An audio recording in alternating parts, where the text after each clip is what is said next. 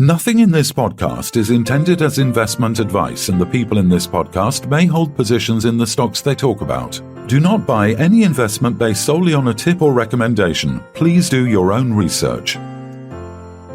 The Sunday Roast presents 12 Stocks for the 12 Days of Christmas. Merry Christmas, everyone. Thank you for listening.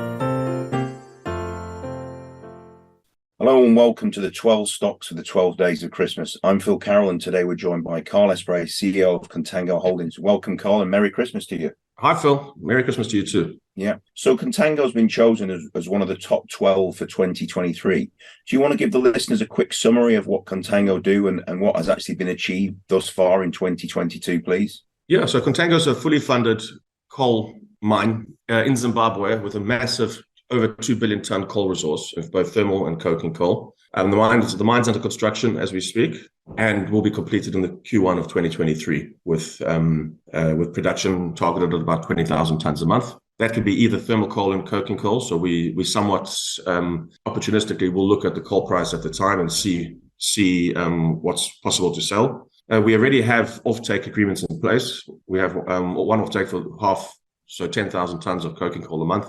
And we have an MOU signed with a very large multinational to take another 10,000 tons a month, but turn that into coke and then sell the coke to them. So that will involve us building a series of coke batteries on site, which anyway was the plan for the company. The highest value item in the coal game is coke, but obviously requires capital expenditure to produce coke batteries. And then that's in large demand both in the region and internationally. So that's Contango. We have we have a board that's very aligned with the shareholders. It's probably the lowest paid board in the whole of the LSE. Combined pay of about £85,000 for the entire board, just to reflect that share price performance is what matters for the board.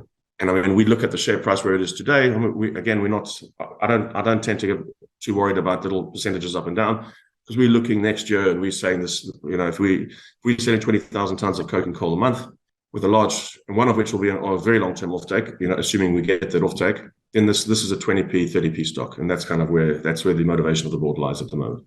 Yeah. And this, I suppose, has been hoped for during 2022, but with various delays and also, what's the best way to put it? Just the whole way the world's working in terms of getting equipment, and there has just been delays, hasn't there? Full stop. So now we're in the position where probably we hoped it would be 6 months ago. I can only see that you're going to be productive going forward and producing significant revenues. Yeah, that's right. There were always delays in a mine build. I mean, there's delays in a home build.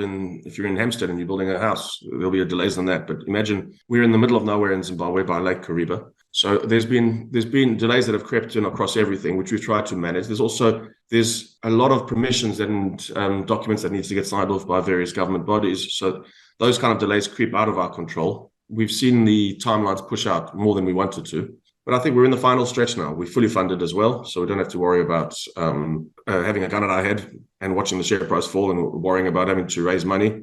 And now we're in the final stretch of putting all the pieces together in the set, ready to start production with our offtakes in place as well. So we're in a good position, I think, for next year. Yeah, and tell me, the last raise, we never really discussed it. You raised a significant amount of money, but there was one particular shareholder that seemed to be wanted as much as he possibly could get. So have you any more background information on that? Oh, he's a very high net worth individual in America who loves the idea, loves the story, isn't as perturbed by ESG as some others. And so he put in a very large ticket. Actually, we scaled back some other people in America as well. We scaled some of them quite significantly because we just didn't want to raise more money. So there was a lot of interest in America. There was a lot of interest in chunky tickets in the stock. I think America, it has a much bigger coal industry than the UK, and obviously we've seen some of those coal stocks really perform very well. So I think they're looking at what's happening in the UK and thinking, well, we got a head start. We saw what happened to Peabody, we saw what happened to Alpha or whatever the American stocks are. But we had a load of interest out of the US for the raise. Good. So you've got some shareholders with sticky hands there. And I mean, I think a large proportion of the board and others own a significant amount of Contango shares as well. So, you know, the scenario is, I think when the revenue starts to roll, and when one of the reasons why we've chosen this stock is because it is going to be revenue producing in 2023. And the potential from 2 billion tons of coal, whether thermal or metallurgical, is huge. I mean, literally huge. The amount that you could actually produce from this, if the demand was there, is just phenomenal and absolutely massive. Yeah, it's almost endless. I mean, it's hard to conceive. It's never going to be used in our lifetime. Yeah, 2 billion tons, isn't it? Is the figure that's so? It's what mine life would that be? I mean, you're talking hundreds of years, aren't you? Presumably. Yeah. Yes. Yeah. Yeah. Good. Well, we wish you. We look forward to you updating the market in the future into 2023, and we wish you all the best, Carl. And before we go, obviously this being a Christmas themed podcast, what's the best Christmas present you've ever received or maybe given? Wow. The best Christmas present I've ever given. Well, let's say what I've ever received. They're all from when I was young, really. You know, as you get older, it's a bit difficult to get the same charm from Christmas presents. Well, I'll tell you what, the best one I've given is to my son for this year. He doesn't know yet, but I don't think he'll be listening to this podcast. To go to the World Cup in France next year, the real World Cup, the real World Cup. Yeah. So we're gonna go to the real World Cup. Yeah, it's the semis or the real World Cup. No, that's a good present. And the only other Christmas present would be that South Africa are in that. Correct. Fixture. Exactly. It would be nice if it was South Africa versus England. And a repeat of the game a few weeks ago. Well, you just love pummeling the Brits, don't you? That's yeah. No, I was saying, what about food? What's a typical Esprey family roast or you know Christmas meal? It's a roast, but it's never turkey. I don't like turkey at all. So it's beef, ham, but not a turkey. And then pretty traditional. Sure. Bottle of red. Yes, for sure. And yourself? Yeah, I mean, this year we're going a bit of there's obviously an issue in the UK with turkey, isn't there, with this avian flu? So it's getting hard to get a turkey, but we've got a nice beef Wellington. It's a bit of a left field one, so a nice bit of beef, and I'm sure nice Yorkshires and as I say, a nice bottle of Malbec or something like that to wash it down with. Wonderful, sounds good. Carl Esprey, CEO of Contango Holdings, thanks very much for your time and wish you a Merry Christmas and a prosperous New Year. You too. Thanks, Phil. Thanks, Kevin. Yeah.